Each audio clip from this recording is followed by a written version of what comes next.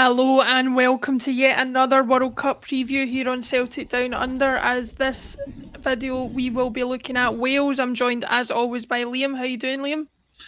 Yeah, feeling good. Got a got my Finland shirt on today because my Wales top is in the wash. Fun fact: apparently the Finns drink more than any other country in Europe.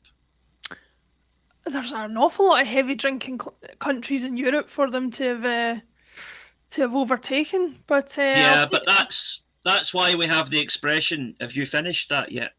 Oh dear, oh dear. Sorry, I'm sorry. Listen, the less said about I just for context, everybody, because of the difference between Liam's home in time wise between Liam's home in Japan and my home in Scotland, he's doing it at the very end of a long work day, and I'm doing it at the very start of a day to come. So yeah, neither of us are in the mood for subpar jokes. Let's just crack on, shall we? Sorry. So, as I said, we are here to look at our Celtic brethren, Wales. First World Cup appearance since way back in 1950 something. I can't remember if it was 50 or 58. I believe it says here 58. 58. Yeah. Yeah. So yeah, quite an unusual occurrence for them, but not totally unexpected given their recent exploits at other tournaments. Liam, first of all, before we go into detail about the qualifying campaign and the squad and everything like that, we Hmm. look back at their exploits at the Euros. What is now 6 years ago? At Euro 2016. Hmm. What was your feeling about them getting to the semi final and having that magnificent run that they did? Well, the thing is, on one hand, you think, oh God, a wee country like Wales getting all the way to the semis, that's Hmm. incredible. But then you look at the players that they had, and it's not actually that big a shock. England were among the tournament favourites that year, and I actually think man for man, Wales had a better squad. Hmm. Um, and most of the Wales squad were playing at the highest level in England at the time, so it kind of makes sense.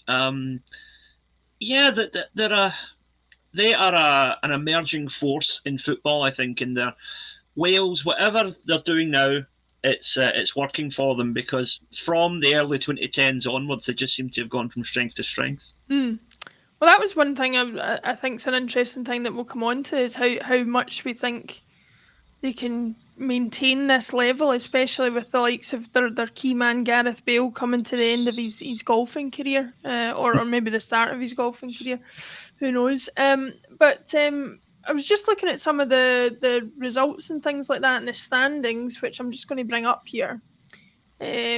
So they actually were in quite a strong group, to be honest. They had Belgium, who obviously beat them out. And then they had Czech Republic, who they finished above in that group. So a reasonably strong group for them to come out of. It wasn't as if they kind of got there by default or anything like it.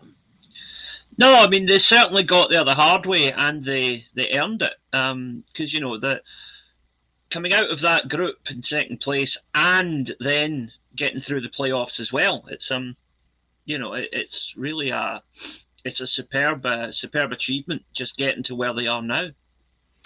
Of course, they did make it to some extent at the expense of both ourselves and Ukraine. Obviously, Ukraine knocked us out in the playoff semi-finals. Wales beating Austria, as you can see there in the opposing fixture, and then Wales going on to pip Ukraine to the post at the for the final spot. Do you think of the teams that were left to go through that route, were they the strongest of the ones there, or do you think there was a chance, a much of a muchness chance of Scotland or Ukraine going through?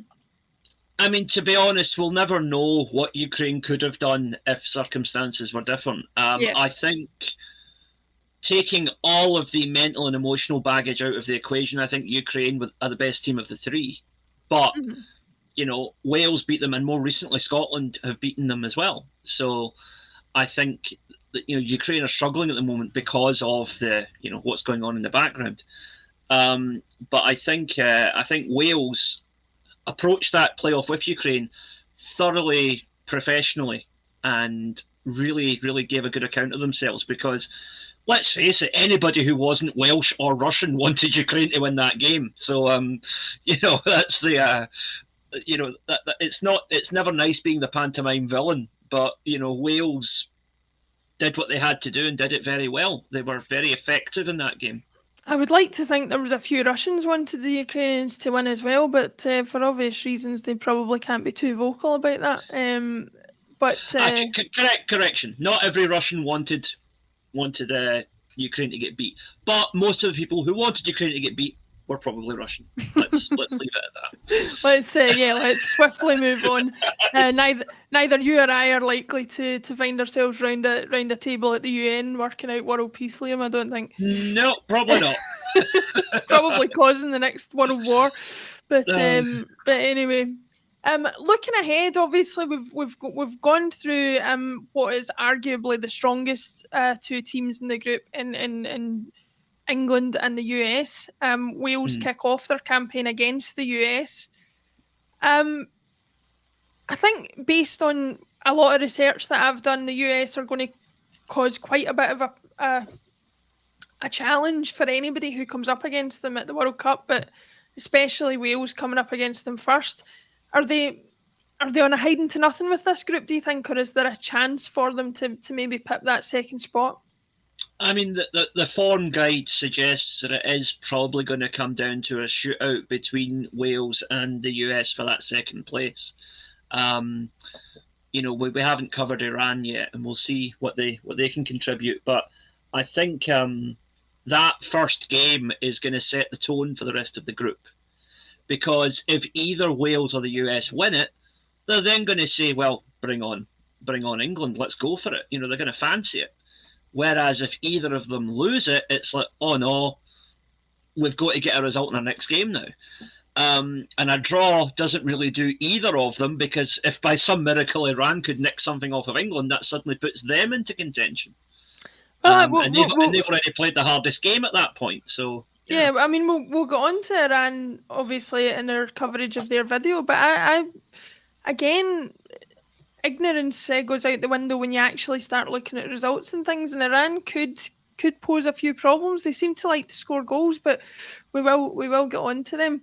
Looking at Wales's personnel, I mean, the obvious trump card for them is Gareth Bale, but he's not the Gareth Bale of Euro 2016 or before. He's playing his trade out at LAFC, arguably taking one last payday before he drives off into the Hollywood sunset. And really, there's very few other high-profile players that you could nail your colours to the mast and say they'll be able to make a difference for Wales. Am I being slightly unfair there, or do you think that's an accurate statement? I wouldn't say you're being unfair, because they definitely don't have. There are no other players in the Welsh team with, if you like, the brand recognition of Bale. But what I do think is that they are a team that in 2016 it was basically Gareth Bale was for them what Cristiano Ronaldo was for Portugal, who eventually ended up winning that tournament. But I think, whereas Portugal, I think, have regressed a bit and become perhaps more dependent on Ronaldo, I think in the years since then, Wales have developed more as a team, to the point where if Gareth Bale, I hope he doesn't, because obviously you want to see the best players at the tournament, but if he picks up some sort of freak injury between now and kickoff, I don't think Wales would be that upset or that intimidated by losing that one player. Whereas, in 2016, without him, people would expect Wales to get a whooping. Well, talking of another player who might have a big impact for Wales, and one who I actually heard a Wales fan being interviewed on TV and said he would be a bigger miss than Bale if he was to miss out, is Kiefer Moore up front. A kind of archetypal target man, a big strong unit of a guy who will provide an out ball as well as a target for them to swing crosses into, no doubt. how much do you know about him? How important do you think he might be to Wales going into this tournament? Is he their only opportunity for goals apart from Bale? Well, I'll be honest, I've read a lot more about him than I've actually seen of him on a pitch. But from what I hear, again, from Welsh friends of mine and whatever, what I hear is that, comparisons are made to John Hartson, and it's not an exaggeration. So if he's half the striker Hartson was, then, Wales will do all right there, I think. And that's the amazing thing about Wales getting here. You think of some of the incredible players they've had down the years that have never played at a World Cup. Giggs and Hartson are probably the two most famous ones, but there's a whole barrel load of them. You would argue that the Wales squad of the late 90s and early noughties probably had more brand recognition across the squad, as you would put it, in terms of, they had Giggs, they had Hartson, they had an older Mark Hughes, they had Gary Speed. There was an entire roster of players there who were recognisable, almost to the point of people thinking they were English before they eventually realised they were Welsh. That's not something Scottish people suffer from, I don't think, but that certainly does seem to be an ongoing issue for the English. The interesting thing was, I remember in those days, there was all the talk of, was why are Scotland not qualifying for World Cups? Yet whenever the Olympics came round and the idea of a British team was floated, it was always, okay, how many Welsh players are going to get in with England players? No Scotland players were ever questioned of getting into that team. So that tells me that at the time, Wales must have had better players than Scotland did, and clearly they did. Yeah. But yeah, I think that at that time, though, again, as was the case to some extent in 2016, that it was about the individual brilliance of individual players then. Now, less superstars, but more of a cohesive unit. And I think that is actually more what you need to win, or to at least do well at a modern World Cup. And it's funny that you say that as well, because the Welsh way of playing, the national team way of playing, seems to be something that's been built up over the last decade or so. It's persisted through Chris Coleman and obviously Gary Speed before his untimely passing, and then on to Rob Page now, where the personnel leading the team has changed, but the philosophy there hasn't, and I think that's what stood them in good stead. Do you think they're a good advert for having that consistency of approach at international level, that players know when they go to play for Wales what their job is going to be, and they can kind of rely on that? Yeah, absolutely. I mean, I would use the example of Japan as well. Japan have basically played the same style since 1998, and they've qualified for every World Cup since then. The Japanese style is one of like dynamic teamwork, energy, basically just chasing every ball. And the Welsh style of play is a bit more methodical, a bit of a slower build up, but there's a definitive, that's the way Wales play. And when you go and watch Wales now, you know what you're getting and you know what to expect. And I think that means that hopefully, whatever Wales do at this tournament, and I think that, it's going to be difficult for them to get out of this group, but definitely not impossible. But whatever they do at this tournament, I hope this is a start, like Japan in '98, where this begins a pattern that Wales become a consistent qualifier. Yeah, I think it would be it would be good for the British game. It would be good for the Welsh game if they did become persistent qualifiers, especially considering this will likely be the last time that we see Gareth Bale at a major tournament. So it will be interesting to see how the Welsh national team cope beyond his retirement, because so many people say that no matter what the ups and downs were at Real Madrid, often not of Gareth Bale's own making, right enough. His standard of performance and his standard of play for Wales never dropped throughout that time. He was really a talismanic figure for them in that sense. Looking at the group and drawing things to a close on Wales before we go and talk about Iran in the next show. We like to end the show by talking about the chances of the team getting out of the group, and then beyond that, any chance they've got of progressing in the knockouts. I think it's pretty clear from what we've both said what we think our opinions are on Wales getting out of the group. Is there any hope for them whatsoever, do you think? It's all going to come down to that first game. Yeah. If they beat the US or even get a draw with them, I think they've got a chance. But it's all going to be on that first game for Wales and for the US. If either of them loses that game, I don't see them making it out the group. The US are in a funny position with that one, I think, because it's a massive knock to their confidence and to their chances of qualifying if they lose.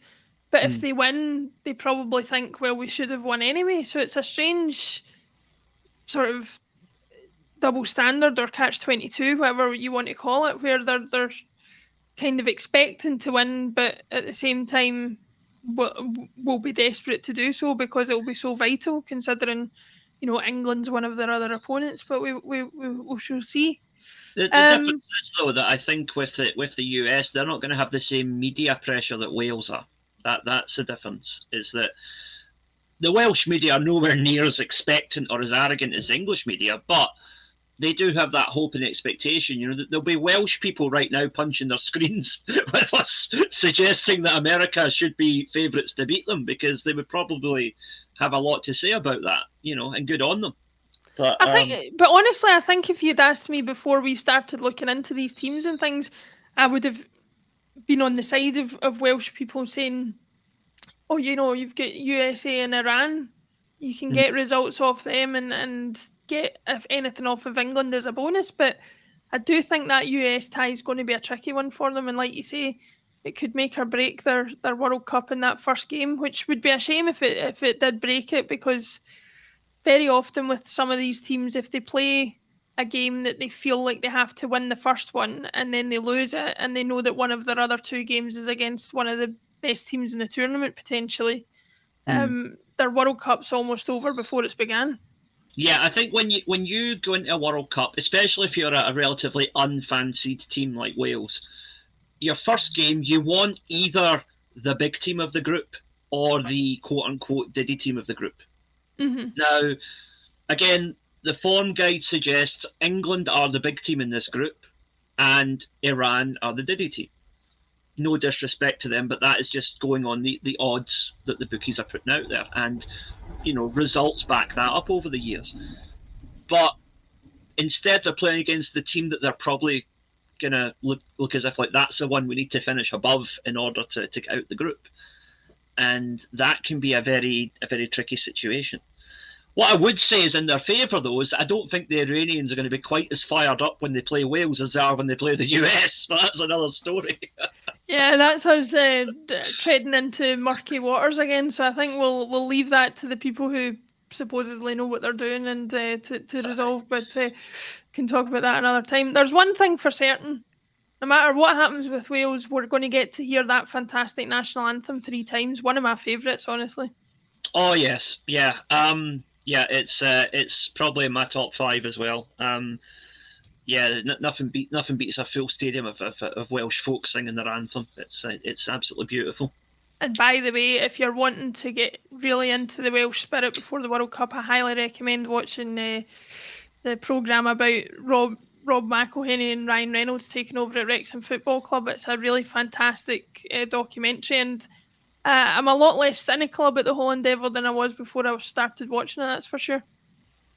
Yeah, Ryan Reynolds particularly comes out of that very well. He doesn't seem like a Hollywood guy at all. He seems like a very grounded individual for somebody so wealthy. Well, as we both know, Liam, you can do wonders with editing, but we'll I will. We'll say no more. Yep. Thank you for joining me for this one, Liam, and we will see you all in the next one for our review of Iran. As you know, we're doing videos to catch up with all of these teams before the World Cup starts and slightly into the World Cup, just before every team plays their first game. Catch up with the ones before and the ones after, binge them, and impress your friends at the pub with your wide-ranging knowledge that we have so expertly doled out to you. Thank you, Liam, and we'll see you for the next one. See you then.